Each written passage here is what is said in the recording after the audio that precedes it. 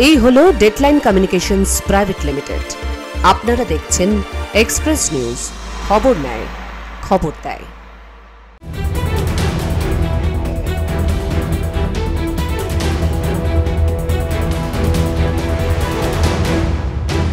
Express Prime brought you by পাইল group. নমস্কার, Express নিউজে আপনাদের সবাইকে স্বাগত। আমি অনুশ্রী। শুরু করছি আজকের এক্সপ্রেস প্রাইম। অতিবৃষ্টিতে নদিয়ায় পাট চাষে ব্যাপক ক্ষয়ক্ষতি, সরকারি সহায়তার আবেদন কৃষকদের। গত কয়েকদিনের লাগাতার অতিবৃষ্টিতে নদিয়া জেলার হাঁসখালী শান্তিনগর গ্রামের হাতিবান্ধা মৌজার পাট চাষিরা মারাত্মক ক্ষতির সম্মুখীন হয়েছেন। তাদের প্রধান অর্থকারী ফসল পাট, যা সম্পূর্ণভাবে জলের তলায় তলিয়ে যাওয়ায় কৃষকদের মধ্যে গভীর উদ্বেগের সৃষ্টি হয়েছে। এই প্রাকৃতিক দুর্যোগের ফলে তাদের আর্থিক মেরুদণ্ড ভেঙে পড়ার উপক্রম হয়েছে, যার ফলস্বরূপ তারা সরকারের কাছে জরুরি ভিত্তিতে ক্ষতিপূরণের আবেদন জানিয়েছেন। জানা গেছে, গত কয়েকদিন ধরেই নদিয়া জেলায় অবিরাম বর্ষণের ফলে হাতিবান্ধা মৌজার বিস্তীর্ণ পাট ক্ষেত জলমগ্ন হয়ে পড়েছে। নিচু এলাকার পাট ফসল সম্পূর্ণভাবে ডুবে গেছে এবং যে সকল জমিতে জল কিছুটা নেমেছে সেখানেও পচে যাওয়ার উপক্রম হয়েছে। এতে পাটের গুণগত মান ও ফলন উভয়ই মারাত্মকভাবে ব্যাহত হওয়ার আশঙ্কা করছেন চাষিরা। এবারকার যা ওয়েদার, তাতে আমাদের এলাকায় পাট না হওয়ার সঙ্গে রোদের চাপ বাড়লেই পাটের গোড়া পচে। এই ভয়াবহ পরিস্থিতিতে ক্ষতিগ্রস্ত কৃষকরা রাজ্য সরকারের কাছে দ্রুত হস্তক্ষেপের দাবি জানিয়েছেন। তাদের মূল দাবি হলো অবিলম্বে একটি বিশেষজ্ঞ দল গঠন করে ক্ষতিগ্রস্ত এলাকা পরিদর্শন এবং ক্ষয়ক্ষতির সঠিক মূল্যায়ন করা হোক। এর পাশাপাশি সরকার যেন দ্রুত ক্ষতিপূরণের ব্যবস্থা করেন। Bureau report, express news. সামান্য বৃষ্টিতেই জলের তলায় রাস্তা, বড় বড় গর্ত পেরিয়ে যাতায়াতের নাজেহাল আলিপুরদুয়ারের বাসিন্দারা। রাস্তার পরিস্থিতি খতিয়ে দেখতে হাজির খোদ পঞ্চায়েত প্রধান। সমতল থেকে পাহাড়, রাজ্য জুড়ে শুধুই বেহাল রাস্তার ছবি, যা রাজ্য সরকারের উন্নয়নের উপর প্রশ্ন তুলে দিয়েছে। এবার খানাখন্দে ভরা রাস্তার ছবি আলিপুরদুয়ারের চা বলয়ে। এই জেলার 1 নম্বর ব্লকের মথুরা আউট ডিভিশন, সেখানেই চা বাগানের গা ঘেঁষে চলে গেছে রাস্তা, কিন্তু সেই রাস্তার দশা একেবারেই ব্যবহারের অযোগ্য। রাস্তায় বড় বড় গর্ত, সামান্য বৃষ্টিতেই সেই গর্তে জল জমা হয়ে ডোবায় পরিণত হয়েছে। এলাকার মানুষের অভিযোগ, দীর্ঘদিন যাবৎ এমন দুর্দশাগ্রস্ত রাস্তা মেরামতের কথা জানানো হলেও সুরাহা মেলেনি প্রশাসনের তরফ থেকে। এই এলাকাতে একটা এত রাস্তা খারাপ, রোগী হইলে একটা অ্যাম্বুলেন্স যাইতে পারে না, সাইকেল নিয়ে এইদিকে যাইতে পারে না। এই রাস্তা তো আমাদের সব ব্লক যাওয়া আসা করে। কয়েক বছর যাবৎ ধরে রাস্তার ভগ্নদশা অবস্থা, রাস্তায় বড় আকারের গর্ত, জল জমে রয়েছে। এমনই রাস্তার চিত্র দেখা গেল 1 নম্বর ব্লকের মথুরা গ্রাম পঞ্চায়েতের আউট ডিভিশন এলাকায়। প্রায় 1 কিলোমিটার রাস্তার বেহাল দশা অবস্থা। এদিন রাস্তার বেহাল দশা পরিদর্শনে আসেন এলাকার পঞ্চায়েত প্রধান ও স্থানীয় নেতৃত্বরা। আমাদের গ্রাম পঞ্চায়েতের ফান্ড তো নেই সেভাবে যে এত বড় রাস্তা করার মতন, তো এইটা নিয়ে আমি এরপরেও আমি জানাবো, ব্লকে জানাবো এবং আমাদের যে সমস্ত পঞ্চায়েত সমিতি বা জেলা পরিষদ আছে তাদের মাধ্যমে যাতে এই রাস্তাটা যদি হয়ে যায়, তাতে খুবই এই এলাকার মানুষ উপকৃত হবে। দীর্ঘদিন ধরে রাস্তা মেরামতের কোনো উদ্যোগ নেই প্রশাসনের, এমনটাই অভিযোগ এলাকার বাসিন্দাদের। রাস্তার পিচ উঠে বেরিয়ে এসেছে জরা জীর্ণ সুরকি, জায়গায় জায়গায় গর্তে জমা জল দেখলে মনে হবে পাকা না মাটির রাস্তা। এই রাস্তা দিয়ে রোগীকে হাসপাতালে পৌঁছে দেওয়ার জন্য অ্যাম্বুলেন্স ঢুকছে না, ফলে অসুস্থ মানুষকে হাসপাতালে নিয়ে যেতেও কার্যত বেগ পেতে হচ্ছে স্থানীয়দের। বর্তমানে রাস্তার যে অবস্থা, তাতে স্থানীয়দের দাবি রাস্তা নতুন করে তৈরি করা হোক। প্রায় 1 কিলোমিটার রাস্তার বেহাল দশা অবস্থা। এই চা বাগানের শ্রমিকরা সহ বিভিন্ন এলাকার মানুষ যাতায়াত করেন এই রাস্তা দিয়ে। বর্তমানে অ্যাম্বুলেন্স গ্রামে ঢুকছে না, এমনটাই অভিযোগ। তবে তারা চাইছেন প্রশাসন যেন অবিলম্বে রাস্তাটি মেরামত করে এবং সংস্কার করে দেয়। আলিপুরদুয়ার জেলা থেকে সুমিত কাজী, এক্সপ্রেস নিউজ।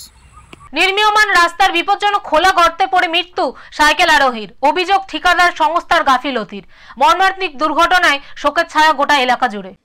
কাজ থেকে বাড়ি ফিরে জেনেছিলেন রান্নার জন্য প্রয়োজনীয় জ্বালানি শেষ, রাতেই ফের কয়লা কিনতে বেরিয়েছিলেন, কিন্তু আর বাড়ি ফেরা হলো না। সাইকেল চালিয়ে যাওয়ার সময় নির্মীয়মান রাস্তার একটি গর্তে পড়ে যান ওই ব্যক্তি। তারপর মৃতদেহ উদ্ধার করা হয় তার। মর্মান্তিক এই ঘটনাটি ঘটেছে আসানসোল কুলটির মিঠানি গ্রামে। মৃতের নাম জীবন বাউরি। মিঠানি গ্রাম থেকে খড়মবাজার দিকে যাচ্ছিল ঘরের কিছু জিনিসপত্র আনতে, তার মাঝখানে যে রোডে কনস্ট্রাকশনের কাজ হচ্ছে, খুব নেগলিজেন্স কাজ, ওনারা গর্ত করে আজকে 7 দিন ধরে গর্ত করে চলে গেছে। সেই সাইকেল নিয়ে আসার সময় সেই গর্ততে জীবন বাড়ি পড়ে তারপর মারা যায়। পুলিশ সূত্রে জানা গেছে মিঠানি গ্রামের রাস্তা তৈরির কাজ চলছিল। খড়মবাইদ এলাকায় ঢোকার আগে নির্মীয়মান রাস্তায় একটি বড় গর্তে কোনোভাবে সাইকেল সমেত পড়ে গিয়েছিলেন তিনি, আর উঠতে পারেননি। পরে মধ্যরাতে ওই ব্যক্তির মৃতদেহ উদ্ধার হয়। তারপরে জেসিবি দিয়ে এখানে গর্ত খোঁড়া হয়েছিল, তো ইলেকট্রিক কেবল গেছে, ইলেকট্রিক কেবলে স্পার্কিং হয়েছে, সেটা ইলেকট্রিক ডিপার্টমেন্টকে খবর দেওয়া হয়েছিল, কন্ট্রাক্টর বলেছে, কিন্তু ইলেকট্রিক ডিপার্টমেন্ট এসে সেটা এখন কিছু করেনি এখনো। আর জল আছে, ইলেকট্রিক লাইন আছে, সেটা স্পার্ক হয়েছে, তো ওইটা আবার আর্থিং হয়ে আরো কোনো দুর্ঘটনা ঘটতে পারে, আর যেটা ভয় করছিল সেটা হয়ে গেল এখানে। জানা গেছে ওই রাস্তা তৈরির জন্য একাধিক গর্ত খোঁড়া হয়েছে, রাস্তাটি আড়াআড়ি ভাবে কাটা হয়েছে, সেখানে প্রায় 15 ফুট গভীরতা, তার মধ্যে আবার 10 ফুটেরও বেশি উচ্চতায় জল জমে। রাস্তায় ওই গর্তগুলি ঘিরে রাখা হয়নি বলে অভিযোগ স্থানীয়দের। ঠিকাদার সংস্থার বিরুদ্ধে চরম গাফিলতির অভিযোগ এনেছে স্থানীয় বাসিন্দারা। মৃতের পরিবারকে আর্থিক ক্ষতিপূরণ দেওয়ার দাবি উঠেছে, যদিও এই বিষয়ে প্রশাসনের তরফ থেকে কোনো উত্তর পাওয়া যায়নি। Bureau report, express news. Express প্রাইমে নিয়ে নেব একটা ছোট্ট বিরতি, ফিরে আসছি বিরতির পর।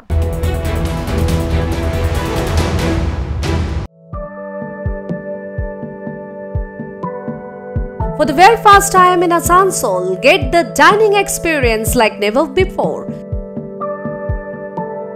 We offer a fine dining which include authentic cuisine from around the country and world. Our menu includes vegan, vegetarian and non-vegetarian dishes at a worthy place. Visit us with your family and friends for an unforgettable experience only at Pailin. This Birthdays, a multi-cuisine restaurant.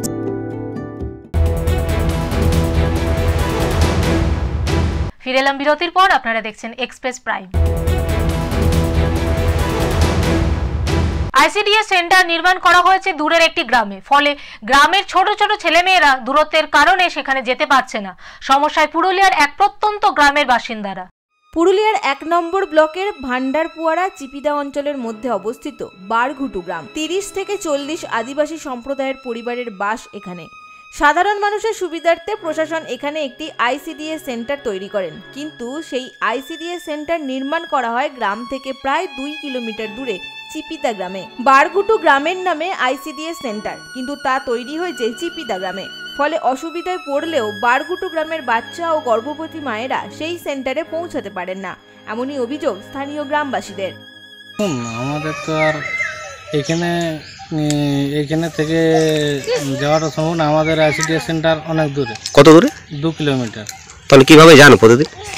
না, আমাদের বাচ্চা সেখানে যায়নি, এখন অবধি যায় না। এমনিতে ওই আইসিডিএস সেন্টারের কর্মীরা আসে এখানে বাচ্চাদেরকে ওজন করাতে। কত দূর? তা হবে কত? 2 কিলোমিটার। আপনাদের গ্রামে আইসিডিএস সেন্টার নাই? না, ওইখানেই হয়। কোনোদিনই যাওনি? না, কোনোদিনই না। মিড ডে মিলে পাওয়া খাবারটা পাও কি করে? তো যাব তবে না পাবো। হ্যাঁ, যাব তবে না পাবো। দূরত্বটা বেশি হয়ে যায়। হ্যাঁ, তাদের অভিযোগ দূরত্বটা বেশি হওয়ায় ছোট্ট বাচ্চাদের নিয়ে যাওয়া অসম্ভব হয়ে ওঠে। তাই তারা প্রশাসনের কাছে অনুরোধ করেছেন এই সেন্টারটি তাদের গ্রামে তৈরি করা হোক, তাহলে বাচ্চারা শিক্ষার ক্ষেত্রে অনেকটা এগিয়ে যাবে। এখন প্রশাসন কি পদক্ষেপ নেন সেদিকেই তাকিয়ে বারঘুটু গ্রামের বাসিন্দারা। পুরুলিয়া থেকে ভরত মাহাতোর রিপোর্ট, এক্সপ্রেস নিউজ। রাজ্যে সরকারি চাকরি পাওয়া যখন বিলাসিতা, তখন এমএ, বিএড এবং টেট পরীক্ষায় পাশ করে ধূপকাঠি বিক্রির পথ বেছে নিল শিলিগুড়ির আশিস। কিন্তু কেন, জানবো সেই কাহিনী। জীবনে ইচ্ছে আর মনের জোর থাকলে সবকিছুই সম্ভব। বিশেষভাবে সক্ষম হয়েও জীবনের লড়াইয়ে অটুট বছর 31-এর আশিস। পরিবারের দায়িত্ব নিজের ঘাড়ে তুলে নিয়ে রাস্তাঘাটে ধূপ বিক্রি করাই তার পেশা। এমএ, বিএড পাশ করেও জোটেনি চাকরি। বাধ্য হয়ে জীবন বাঁচানোর তাগিদে এই পেশা বেছে নিয়েছেন বছর 31-এর আশিস সাহা। তারপরেও এটা তো 2024-এ আমাদের দেশের বিচারপতি, সর্বোচ্চ আদালত 5 বিচারপতির সাংবিধানিক বেঞ্চ একটি রায় দিয়েছিল যে যখন কোনো নোটিফিকেশন বের হয়, নোটিফিকেশন বের হওয়ার পর চলাকালীন তার কোনো নিয়ম পরিবর্তন করা যায় না। সেইটা যদি হয়, দেখুন সরকার আমাদের পরীক্ষা নিয়েছে, আমরা পাশ করেছি, তো ভুল করেছে সরকার, মানে NCT, national council teacher for education, তার দায় যে আমাদের সাধারণ ছেলেমেয়েদেরকে ভোগ করতে হচ্ছে। কোর্টের কাছে আমাদের আবেদন থাকবে যে এই বিষয়গুলো, বা সরকারের কাছেও আবেদন যে আপনারা এই বিষয়গুলো একটু চিন্তাভাবনা করুন। জীবনে ইচ্ছে ছিল একটা ভালো চাকরি করে পরিবারের পাশে দাঁড়ানোর, নামই শুধু বিশেষভাবে সক্ষম। তার কাজ এবং তার চেষ্টা আজ অনেকের কাছেই অনুপ্রেরণাই বটে। স্নাতক এবং বিএড পাশ করার পর 2022 সালে টেটও পাশ করেন আশিস। তবে এখনও জটেনি চাকরি, কিন্তু চাকরি না পেলে কি হবে? জীবন যুদ্ধে থেমে থাকেননি তিনি। পরিবারের বাবা মা ও 2 ভাইয়ের দায়িত্ব নিজের ঘাড়ে নিয়ে পেটের দায়ে আজ জায়গায় জায়গায় ঘুরে ধূপকাঠি বিক্রি করছে আশিস। পাশাপাশি চাকরির জন্যও চলছে তার লড়াই। আমবাড়ি, নকশালবাড়ি, মাটিগাড়া, শিলিগুড়ি কোর্ট মোড়, শিলিগুড়ি জংশন সহ বিভিন্ন জায়গায় ঘুরে ঘুরে ধূপকাঠি বিক্রি করে কোনো মতে দিন যাপন করে আশিস। মনে অদম্য ইচ্ছা এবং ধৈর্য নিয়ে চাকরির জন্য লড়াই করার পাশাপাশি নিজের পরিবারের মুখে অন্ন জোগাতে জায়গায় জায়গায় ধূপকাঠি বিক্রি করাই এখন একমাত্র পেশা আশিসের। শিলিগুড়ি থেকে ঋত্বিক ভট্টাচার্যের রিপোর্ট, এক্সপ্রেস নিউজ। 2 চাকায় ভর করে পাহাড় পাড়ি করেছে বর্ধমানের মেয়ে ঐন্দ্রিলা আড্ড, গড়েছে রেকর্ড। আর শোনাবো ঐন্দ্রিলার পাহাড় জয়ের গল্প। ওয়েন্দ্রিলা আড্ড গত 22 মার্চ বাড়ি থেকে বেরিয়ে পড়ে সে। উদ্দেশ্য সাইকেলে করে পাহাড় জয়। প্রথমে বেনারস থেকে পোখরা, নয়াপুল, চমরং হয়ে ব্যাম্বো, হিমালয়া, মাছপুছে বেস ক্যাম্প থেকে 18 এপ্রিল দুপুর 12টা 6 মিনিটে অন্নপূর্ণা বেস ক্যাম্পে পৌঁছে যায় ওয়েন্দ্রিলা। গড়ে তোলে ইতিহাস, গড়ে তোলে বিশ্ব রেকর্ড। প্রথমত আমি আশা করিনি কিছুই, আমি ভাবিও নি যে এটা আমি কমপ্লিট করতে পারবো। এক একটা সিচুয়েশন এতটাই কঠিন সিচুয়েশন ছিল যেখান দিয়ে হয়তো আমি একা থাকলে সাইকেলটা ব্যাক করে হয়তো নিয়ে চলে আসতাম যে আর যাবো না। উচ্চ মাধ্যমিক পরীক্ষা শেষ করেই যাত্রা শুরু করে ওয়েন্দ্রিলা এবং এই যাত্রায় সফলও হয়। কিন্তু ওয়েন্দ্রিলার এই যাত্রাপথটা মসৃণ ছিল না। তাদের আর্থিক অবস্থা অত্যন্ত খারাপ, বাবার চায়ের দোকান, সংসারে নিত্য টানাটানি।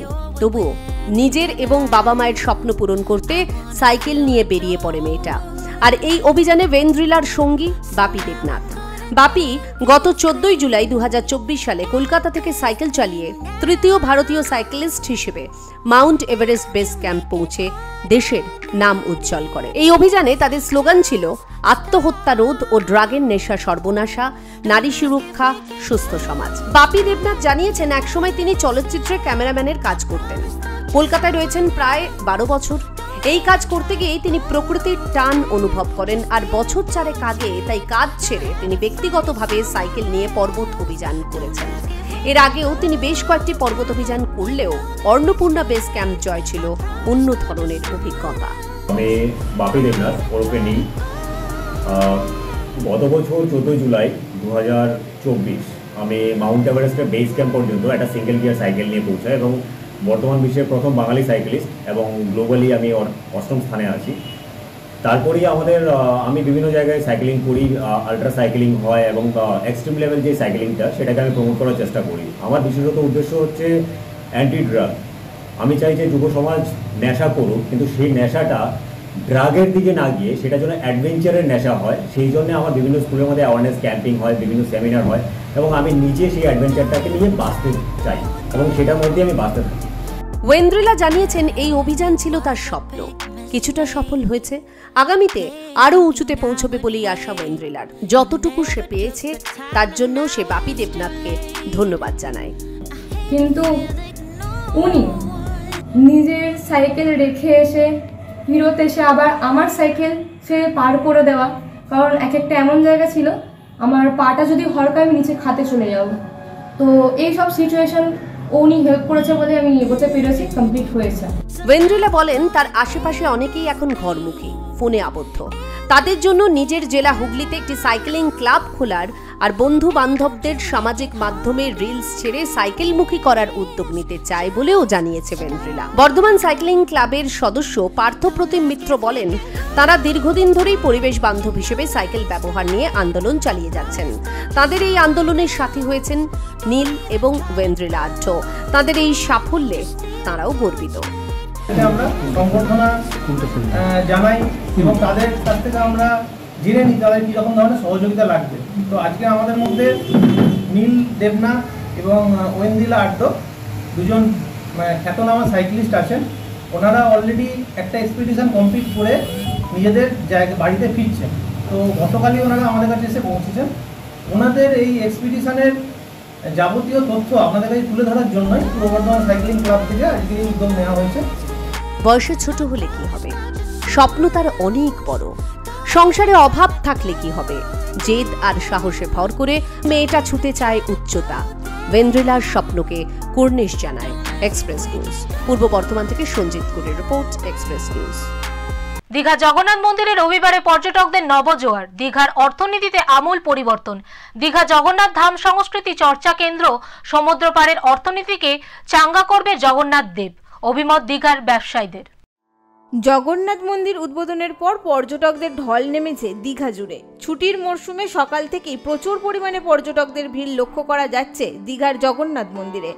দীঘার জগন্নাথ মন্দির অক্ষয় তৃতীয়ার দিন উদ্বোধন হওয়ার পর রেকর্ড পরিমাণে ভিড় হয়েছে প্রভু জগন্নাথ দর্শনে। দীঘার জগন্নাথ মন্দির উদ্বোধনের পর মানুষের মধ্যে আলাদাই উন্মাদনা লক্ষ্য করা যাচ্ছে। মন্দির দর্শন করলাম, খুব ভালো লাগলো। জায়গাটা অনেকটা এলাকা জুড়ে হয়েছে, পুজো দিয়েছি, আমাদের ভালো লেগেছে। সৈকত নগরের আলাদা মাধুর্য তৈরি করেছে প্রভু জগন্নাথের মন্দির। সেই অনাবিল সৌন্দর্যে মুগ্ধ হতেই প্রতিদিন ভিড় বাড়ছে পর্যটকদের। উদ্বোধনের পর দ্বিতীয় দিনেই প্রায় 5 লক্ষ মানুষের ভিড় হয়েছিল এই মন্দিরে। বিশ্বে ছড়িয়ে পড়েছে দীঘার জগন্নাথ মন্দিরের কথা। मंदिर खास करके मंदिर दर्शन के लिए आए हैं। हम तो 5 साल से या 6 साल से रह रहा हूँ, लेकिन ये आया, मैं सुना 30 तारीख को उद्घाटन है, इसके लिए मैं आया, बहुत अच्छा लगा। জানা গিয়েছে প্রতিদিন ভোর 6টায় মঙ্গল আরতির মাধ্যমে জগন্নাথ মন্দিরের দ্বার উদ্ঘাটন হবে। দুপুর 1টা থেকে 3টে পর্যন্ত মন্দির বন্ধ থাকবে। আবার বিকেল 3টে থেকে রাত 9টা পর্যন্ত পর্যটকদের জন্য খোলা থাকবে প্রভু জগন্নাথ দেবের মন্দির। তবে ভক্তদের ভিড় দেখে টাইম টেবিল নিজেদের মতো ঠিক করে নেওয়ার কথা জানিয়েছে মন্দির কর্তৃপক্ষ। পাশাপাশি জানা গেছে বাংলার জগন্নাথ মন্দিরের ক্ষেত্রে প্রসাদ হিসেবে ট্রেডমার্ক থাকবে সন্দেশ আর গজা। দীঘা থেকে রাজীব নন্দীর report, express news. Express prime আজকের মতো এই পর্যন্তই। চোখ রাখুন এক্সপ্রেস নিউজের পর্দায়। এক্সপ্রেস নিউজ, খবর নেয়, খবর দেয়।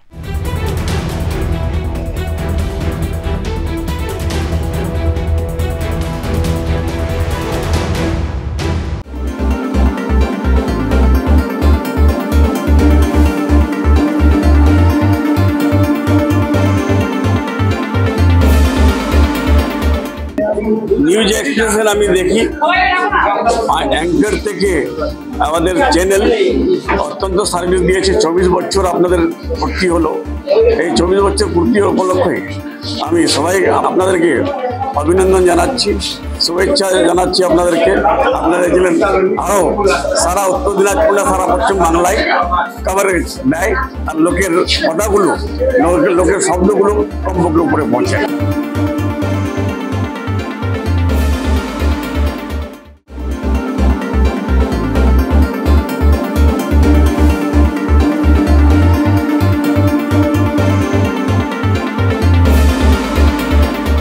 এক্সপ্রেস নিউজ শুনে আমরা খুশি হলাম যে এক্সপ্রেস নিউজ 10ই জুন তারা 24 বছরে পদার্পণ করছে। তাদের উত্তরোত্তর সাফল্য কামনা করছি। এইভাবে যারা যেভাবে সংবাদ তারা গ্রহণ এবং পরিবেশন করে চলুক, এটাই আমাদের শুভেচ্ছা।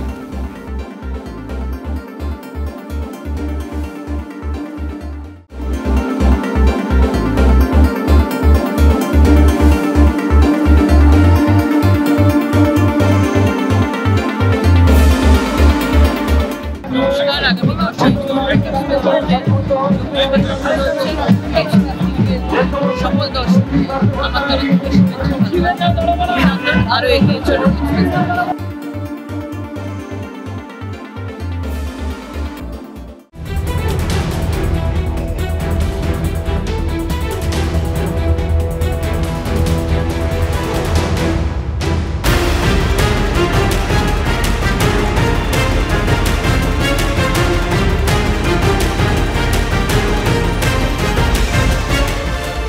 এই হলো ডেডলাইন কমিউনিকেশনস প্রাইভেট লিমিটেড। আপনারা দেখছেন এক্সপ্রেস নিউজ, খবর নেয়, খবর দেয়।